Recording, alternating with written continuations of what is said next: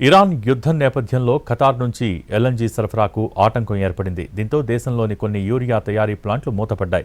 దేశంలోనే అతిపెద్ద యూరియా ఉత్పత్తి సంస్థ అయిన Indian farmers fertiliser cooperative limited సహా అనేక కంపెనీలు తమ ప్లాంట్లను మూసివేశాయి. యూరియా ఉత్పత్తికి ఎల్ఎన్జీనే ప్రధాన వనరు.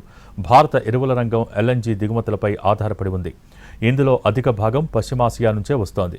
దేశంలోని ఎరువుల పరిశ్రమలకు అవసరమైన ఎల్ఎన్జీలో ప్రస్తుతం 70% మాత్రమే అందుబాటులో ఉంది. దీర్ఘకాలం ఎల్ఎన్జీ సరఫరా నిలిచిపోతే విదేశాల నుంచి యూరియా కొనుగోళ్లు పెంచాల్సి ఉంటుంది.